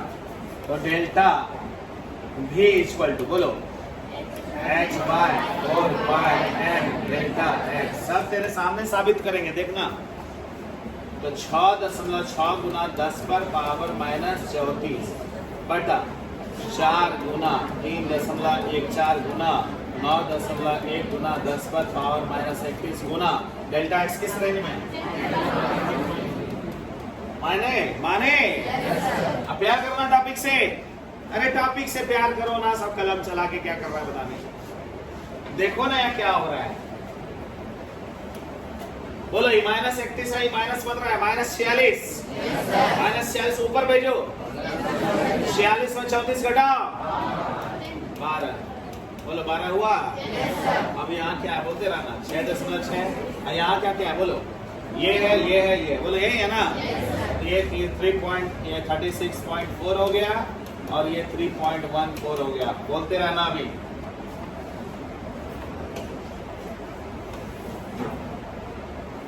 Thirty six into 314। देखो क्या आया, जो आया सब लिखना चाहिए। 114296 आया ना। 6.6 बाय 114296। जवाब देना, थोड़ा सा भी जवाब देना होगा तुमको। बोलो 29 को 3 मान लें। 6.6 बाय 114.3 गुना 10 पर पावर 12 सही है। दशम लौटाओ। 6 बाय 1143 ठीक है। गुना 10 पर पावर 12 देते रहना कॉन्सेप्ट। अब इससे भाग देने के लिए 2 जीरो को दीजिए। बोलो बच्चा। 6600 बटा 1143 गुना 10 पर पावर 10 ठीक जा रहे हैं। 6600 भागा 1143 इक्वल टू 5.77 गुना 10 पर पावर 10 क्या निकला ये बताओ। बोलो किस चीज का मान निकला। क्या डेल्टा भी निकला ना। अब जवाब देना कि क्या निकला। जिसका डेल्टा भी ये होगा उसका भी बहुत ज्यादा होगा कि नहीं। बोलो। जिसका डेल्टा भी इतना होगा सर उसका भी तो और ज्यादा होगा ना सर। तो डेल्टा भी ही लाइट के स्पीड से ज्यादा है। देखो लाइट का स्पीड होता है 3 गुना 10 पर पावर 8 मीटर पर सेकेंड। दुनिया में सबसे ज्यादा स्पीड किसका स्पीड है। दुनिया में सबसे ज्यादा स्पीड किसका है। इसका स्पीड से ज्यादा इसका डेल्टा भी आ गया। देखो ये 10 पर पार क्या है। 10 पर पार क्या है। बोलो इससे ज्यादा ये आया यानी बिल्कुल गलत। दुनिया में सबसे ज्यादा स्पीड किसका है और उससे भी ज्यादा यहाँ इसका डेल्टा भी आया। और जब इसका डेल्टा भी आया तो भी तो और ज्यादा होगा ना। इसका मतलब ये है मेरा मानना ही गलत है। हम क्या मान के चले थे। दिमाग खुला। पहले हम इलेक्ट्रॉन को न्यूक्लियस में मानने के बाद न्यूमेरिकल बनाए। करते करते डेल्टा भी निकला ये। और क्या डेल्टा भी का मान किससे ज्यादा हो गया जो कि असंभव है। इम्पॉसिबल। क्योंकि दुनिया में सबसे बड़ा स्पीड किसका है और उससे ज्यादा आपने इसका डेल्टा भी निकाल दिया। और जब डेल्टा भी इतना निकाले तो भी और ज्यादा होगा ना। यानी हमारा मानना बिल्कुल गलत है। हमारा सपोजिशन गलत है। यानी हम सपोज क्या माने थे। क्लियर कह सकते हैं कि इलेक्ट्रॉन न्यूक्लियस में नहीं होगा क्योंकि सब कुछ उल्टा पुल्टा मान आ रहा है जो संभव नहीं है। दिमाग खुला। तो क्वेश्चन लिखो यहाँ से शुरू करो।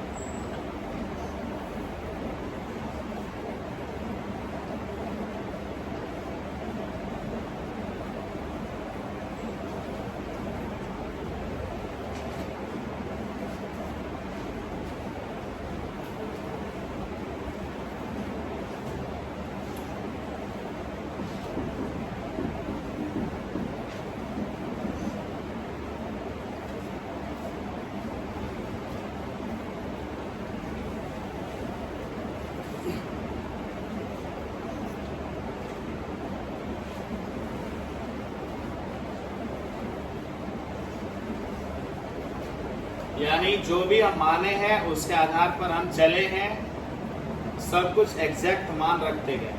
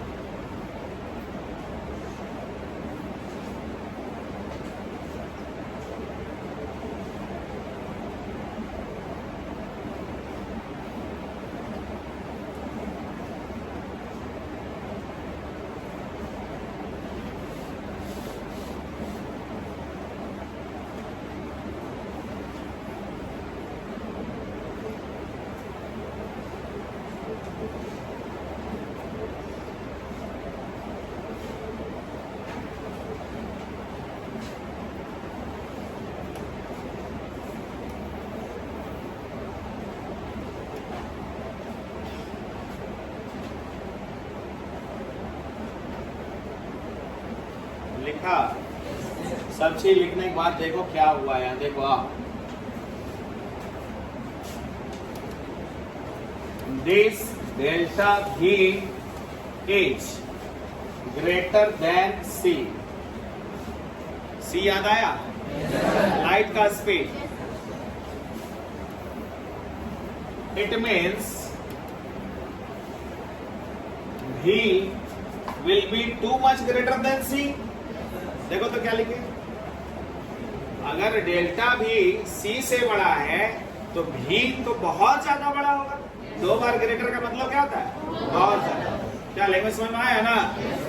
Which is impossible, which is impossible।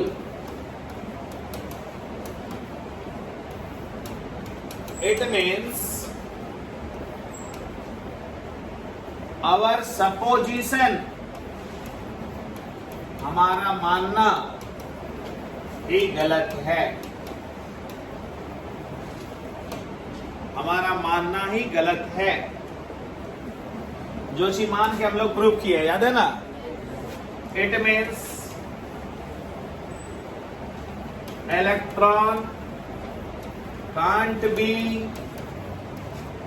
Inside the nucleus. इसका मतलब स्पष्ट हो गया, फाइनल, कंफर्म, है ना? इसका अर्थ हो गया इलेक्ट्रॉन कभी भी न्यूक्लियस में नहीं हो सकता है। बोलो स्टूडेंट, कॉन्सेप्ट मिला? एक गोल्फ बॉल हैज ए मास 40 ग्राम, मास दे दिया है, स्पीड ऑफ 45 मीटर पर सेकेंड, ये स्पीड दिया हुआ है भी। If the speed can be measured within accuracy of 2%, यानी डेल्टा भी दिया हुआ है, V से डेल्टा V यहाँ दिया हुआ है, देखना है, ध्यान देना, ये डेल्टा V। ओके, कैसे जाने वो समझेंगे। स्पीड है 45 मीटर पर सेकेंड, लेकिन कह रहा है स्पीड को तुम ज्ञात कर सकते हो अगर उसका एक्यूरेसी 2% पर हिलेगा डुलेगा। यानी 45 का 2%, 45 गुना 2, 90/100, 0.9, यानी 0.9 से वो हिलना डुलना करेगा, तिरकेगा। 45 के स्पीड से गाड़ी चल रही थी, लेकिन 45 का स्पीड जो था उसमें डेल्टा भी पूछा, डेल्टा भी 0.9 होगा, क्योंकि थोड़ा सा हिलेगा डुलेगा। तो मैं पूछ रहा हूं मेरे बच्चे से कि मास क्या है? 40 ग्राम, यानी 40/1000। क्लियर है? 40/1000, यानी कट किए देखो, 4 गुना 10 पर पावर -2 kg। वेलोसिटी वो है 45, लेकिन 2% एक्यूरेसी में तुम जान सकते हो, तो डेल्टा भी 45 गुना 2/100, यानी 90/100, 0.9 मीटर पर सेकेंड। तब पूछ रहा है डेल्टा एक्स क्या? तो हम लोग जानते हैं कि delta x into delta p बराबर h/4πm। तो delta x equal to h by 4 pi m delta v। तो h का मान रखे 6.6 गुना 10 पर पावर -34 बटा 4 गुना 3.14 गुना मास दिया हुआ है हमारा, मास दिया हुआ है 4 into 10 to the power 4 into 10 to the power -2 into delta v 0.9। बोलिए सॉल्व करेंगे, आएगा कि नहीं आंसर? तो आंसर किसका आएगा? डेल्टा x का, यूनिट मीटर में हो। क्या बात समझ पा रहे हैं? चलिए काम करिए, फटाफट अपना निकाल लीजिए।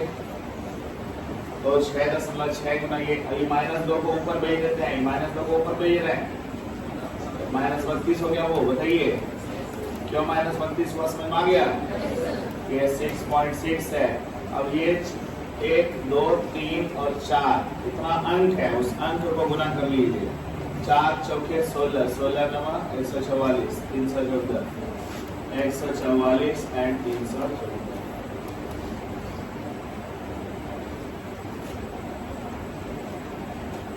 144 into 314 45216। ठीक है, 45216 एक अंक और 2 अंक, 3 अंक के पहले यहाँ है, करिएगा। तो यहाँ से मिला। अब क्या है, इसको सॉल्व कर देंगे। तो 0.21 को 0.2 मान लेते हैं, 6.6 बाय 45.2 ये सब नेगलेक्ट कर देते हैं, गुना 10 पर पावर -32। दोनों का दशमलव कट कर देते हैं, 66 बटा 452 गुना 10 पर पावर -32। 66 बाय 452, 66 बाय 452, ठीक है। 0.14 यानी 0.15 मान लेते हैं, 146 है into 10 to the power -32। क्या निकला ये? डेल्टा x निकला है ना। अब उस क्वेश्चन को आप ठीक से देख लेना है कि क्वेश्चन क्या कह रहा था। हाइजेनबर्ग का अनसर्टेनिटी प्रिंसिपल जो परसों हम लोग न्यूमेरिकल देखे थे वही न्यूमेरिकल है, समझे? लेकिन ये लैंग्वेज समझना होगा कि 45 मीटर पर सेकेंड जो वेलोसिटी था, तो कहता है उसका 2% एक्यूरेसी में तुम ज्ञात कर सकते हो। तो 2% एक्यूरेसी का मतलब डेल्टा भी निकालना हो, तो 45 का 2% करके निकालें। क्या बात ठीक है? नेक्स्ट है एक question,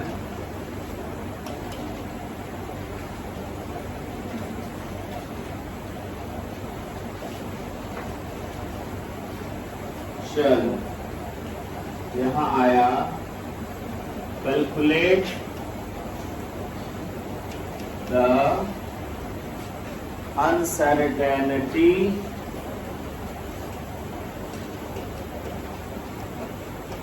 in the velocity of a cricket ball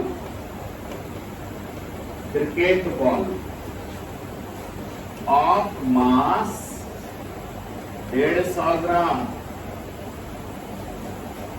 if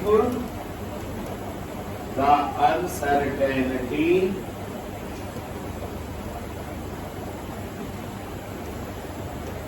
in its position is of the order 1 angstrom। पढ़ लीजिए फटाफट, बना दीजिए।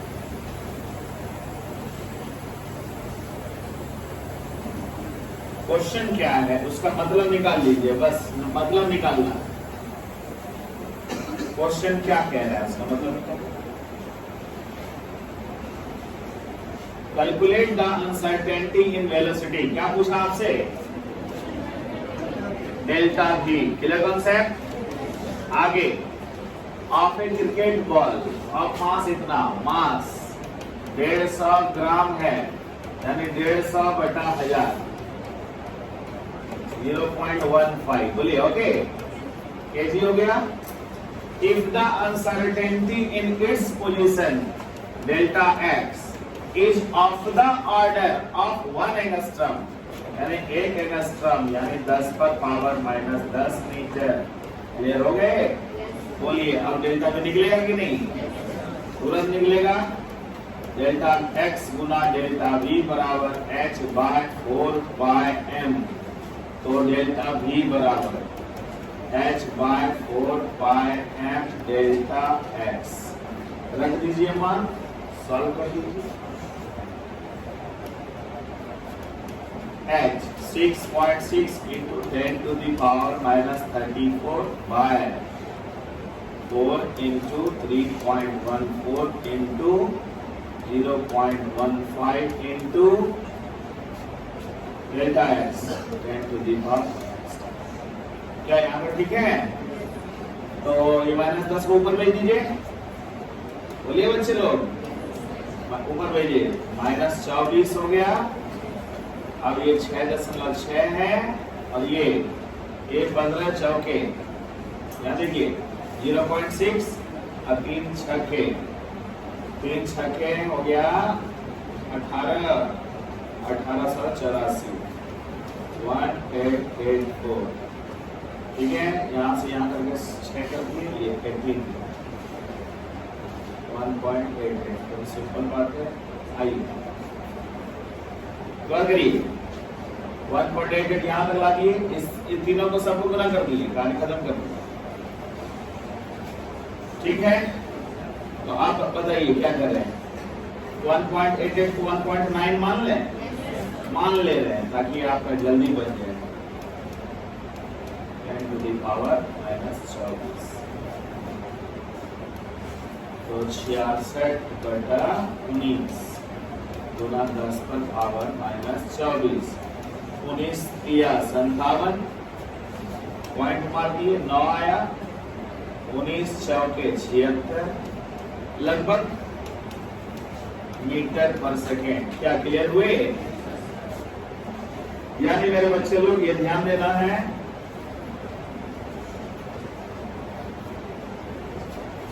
अप्रॉक्स लिख देना। जब भी न्यूमेरिकल सॉल्व करो ना तो बगल में अप्रॉक्स लिख देना, तो कभी गलत नहीं करेगा। क्योंकि डेसिमल वगैरह को कहीं कहीं राउंड ऑफ ले लेते हैं हम लोग, समझे? राउंड ऑफ लेते हैं तो चलता है, एवरेज चला जाता है, इसलिए अप्रॉक्स लिख देना चाहिए बगल में। क्योंकि एकदम एक्यूरेसी में जाएंगे तो हल्का सा 3.4 के बदले हो सकता है 3.5 आ जाए, है ना? 3.45 आ जाए, ये सब होता है, इसलिए बगल में क्या लिख देना चाहिए? तो बोलिए मेरे स्टूडेंट, क्वेश्चन का मीनिंग समझे? इसमें कहाँ डर लगता, ये स्कोप समझना है। ये वाला ये क्या लिख दिया sir? If the uncertainty in its position is of the order of, ये ऑफ द ऑर्डर मतलब इस वैल्यू के लगभग है। ऑर्डर माने क्रम, पावर, ऑर्डर उसी को कहते हैं ना। उस क्वेश्चन में कहाँ आपको डर लगा? हल्का सा यार, ये मेजर्ड विद इन एक्यूरेसी। जब भी दिया फिर ये क्या दिया? ये बोल रहा है कि हल्का सा जो हिलेगा डुलेगा, कितना परसेंट हिलेगा? 2% हिलेगा डुलेगा। ठीक है, ऐसा। अब आप बहुत अच्छे साइंस पढ़ने वाले हैं। यहाँ तक आप सीखे क्या? हाइजेनबर्ग किसको कट करने आए थे? बोर का मॉडल को। बोर के कॉन्सेप्ट में अपना कुछ नया कॉन्सेप्ट लाए हाइजेनबर्ग। बोर बोलते थे कि इलेक्ट्रॉन पार्टिकल है। बोलिए, बोर क्या बोलते थे? तो एक रिमार्क देना चाहिए। रिमार्क मतलब होता है इतना पढ़े तो क्या मिला, इट इज कॉल्ड रिमार्क। इतना जो पढ़े, हम बोर का मॉडल भी पढ़ लिए, हाइजेनबर्ग भी पढ़ लिए, ताकि क्या मिला? बोर कहता था, bore gave the concept of definite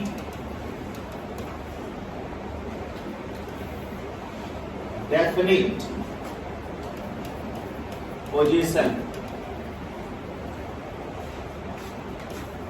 and velocity of electron. Bore का कॉन्सेप्ट क्या था? डेफिनिट, निश्चित। लेकिन हाइजेनबर्ग बोले probabilistic. Heisenberg gave the concept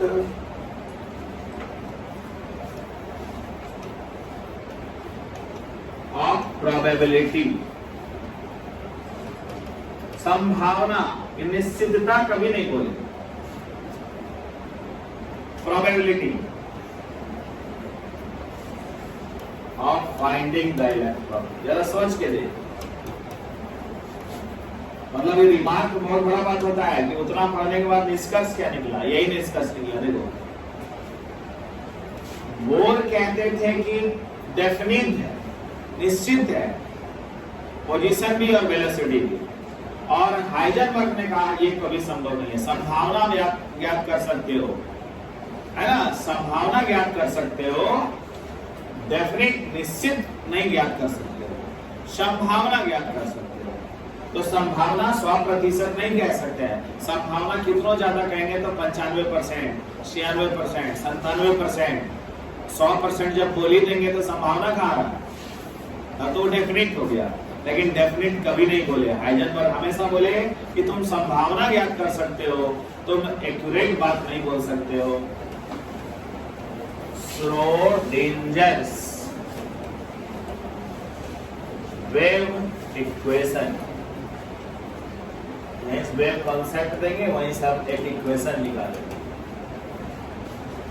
श्रोडिंजर्स wave concept,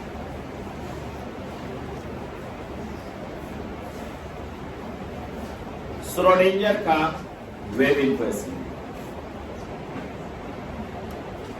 Schrodinger का वेव इक्वेशन है D square psi by dx square जोड़ D square psi by dy square जोड़ D square psi by dz square जोड़ 8 पाई स्क्वायर m बटा h square e minus v into psi equal to 0। Schrodinger ने जो ये चर्चा किया उसमें लक्ष्य क्या था? वो तुमको ये जो त्रिशूल जैसा दिख रहा है ना, अब तुमको समझ में आएगा त्रिशूल क्या है। इसको समझाते हैं। पहले बोलो मेरे स्टूडेंट, पहले हल्का सा समझ में आया कि इलेक्ट्रॉन x में भी जा सकता है, y में भी जा सकता है, z। कहेंगे ये क्या है सर? h प्लैंक का कांस्टेंट है, मास ऑफ इलेक्ट्रॉन है, पाई है। ये E टोटल एनर्जी है, V जो है पोटेंशियल एनर्जी है। Total energy minus potential energy equal to kinetic energy, हम सब बताएंगे। फिर ये त्रिशूल आ गया। त्रिशूल क्या है?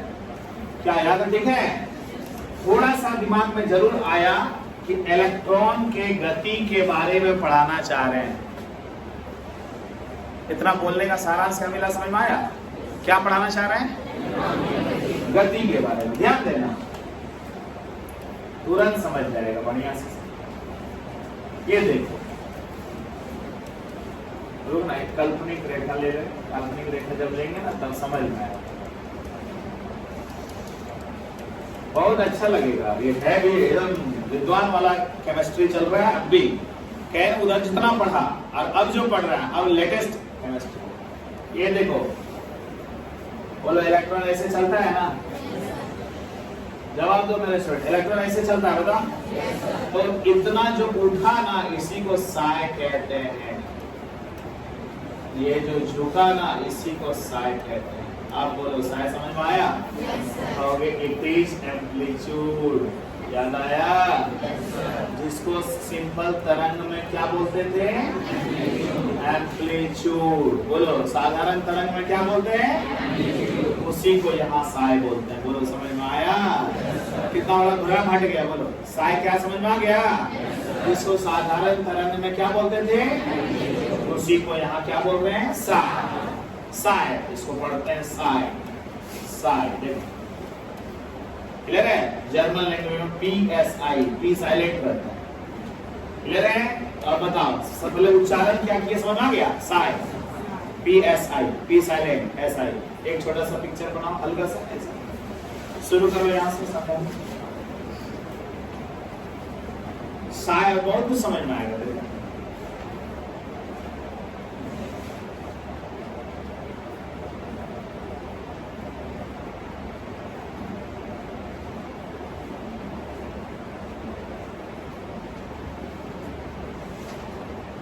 एकदम मॉडर्न कॉन्सेप्ट आ रहा है, देखते जाओ।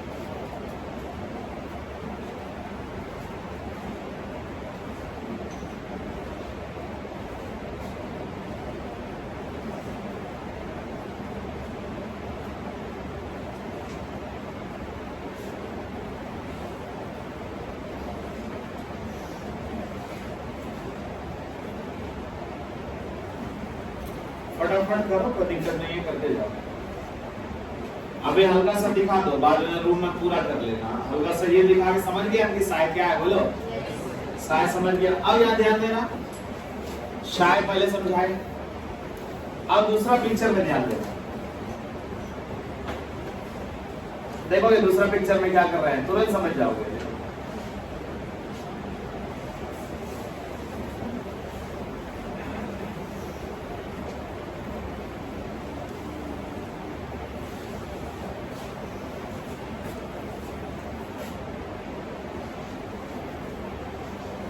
देखना हम क्या कर रहे हैं। अच्छा लोग ध्यान देगा और कुछ बोलेगा, सब बोल। क्या साय बनाए? बनाए है कि नहीं?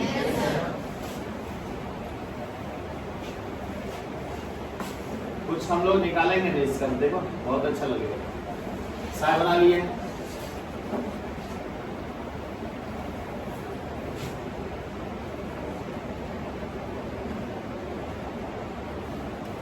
बोलिए साय बना रहे हैं। क्या किए हैं पिक्चर में, हमको जरूर समझाना, तब समझने की दिमाग खुल जाए।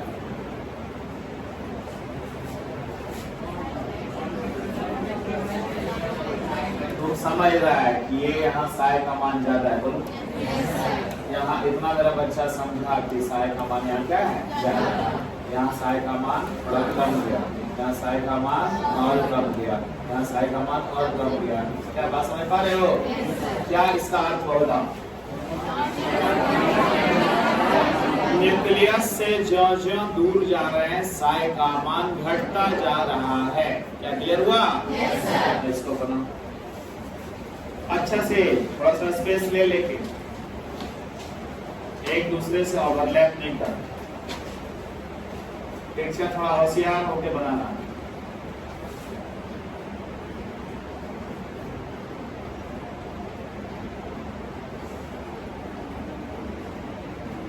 तीन चार को घेरा मार दो ना, उसके बाद साय को चलाना। कहीं साय ज्यादा रखेंगे, फिर साय कम रखेंगे और साय कम रखेंगे।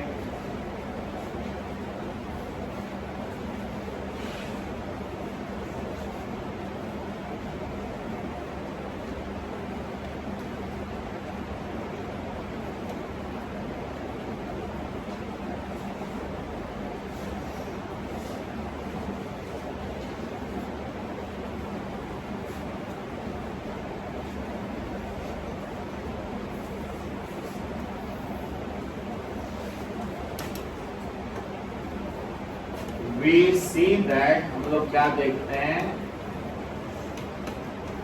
as R increases, psi decreases। क्या ये समझा? देखो, R increases, psi decreases।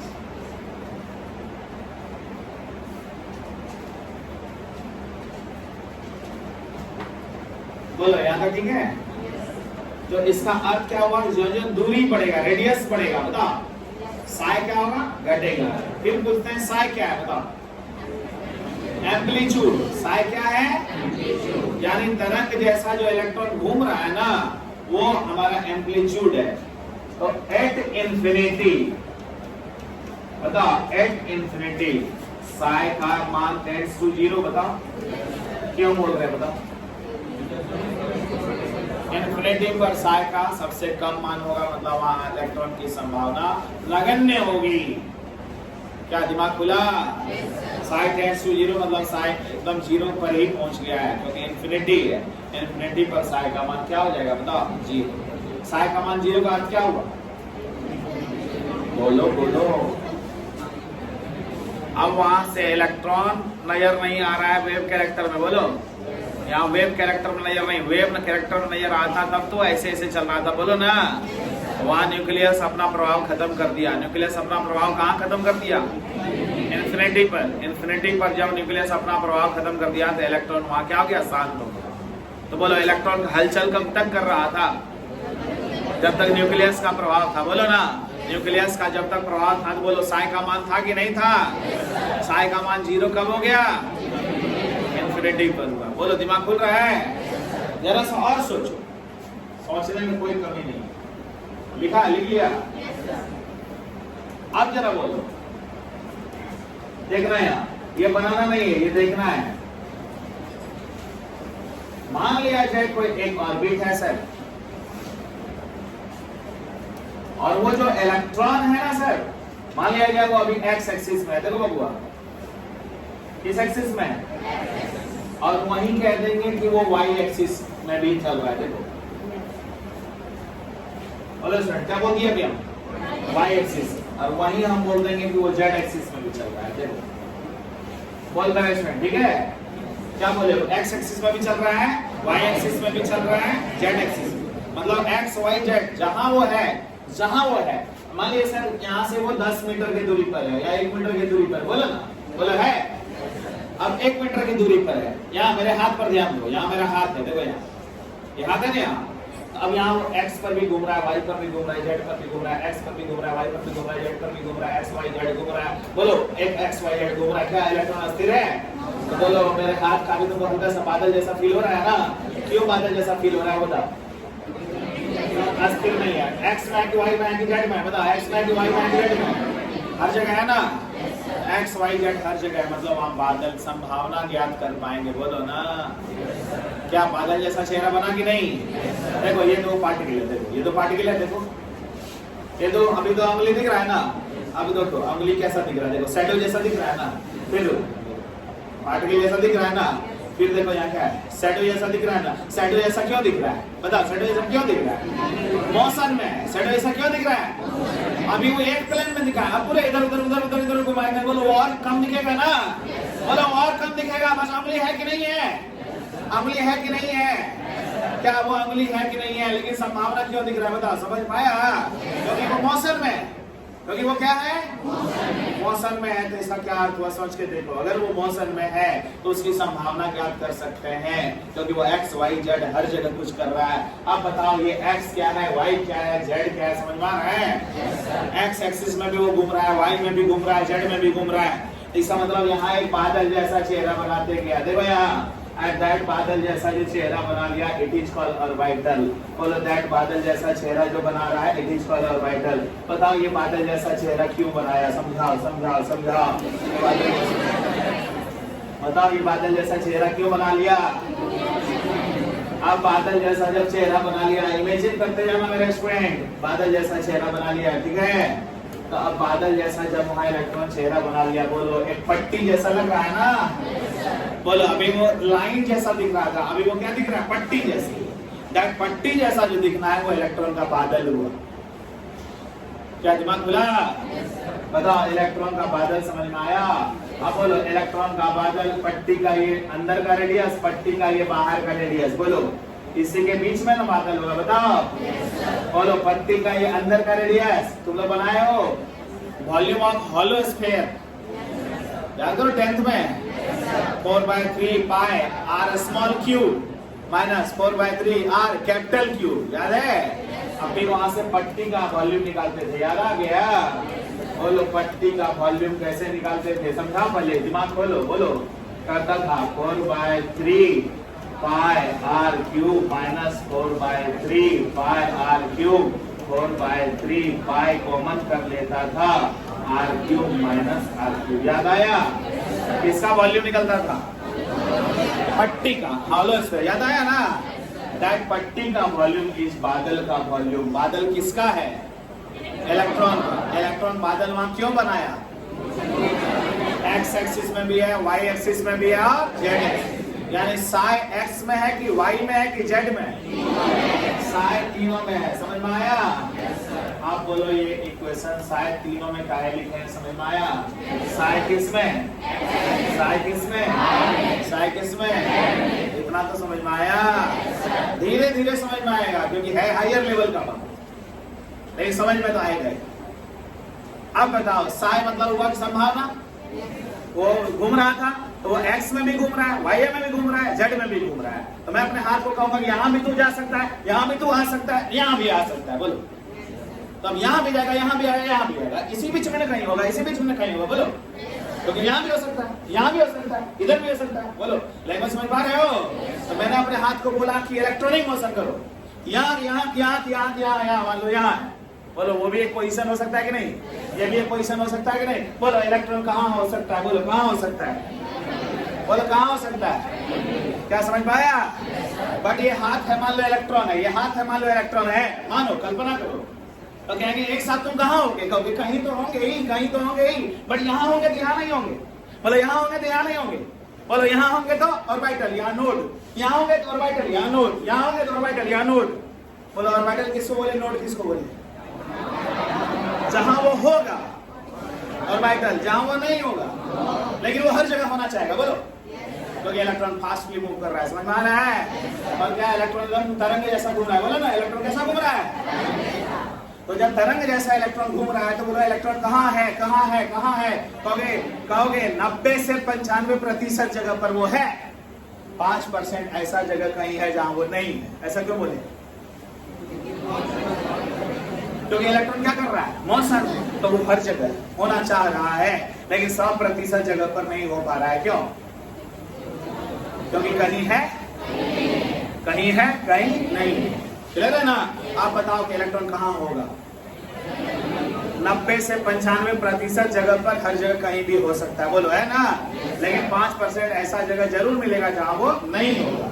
उस दिन पंखा पर कैप चला के दिखाए थे कि कभी पंखा का ब्लेड है भी, कहीं नहीं भी है, जबकि ब्लेड ऑलवेज घूम रहा है। बोलो तो जब पंखा का ब्लेड हमेशा घूम रहा है तो फिर क्यों कभी ब्लेड मिला, कभी नहीं मिला?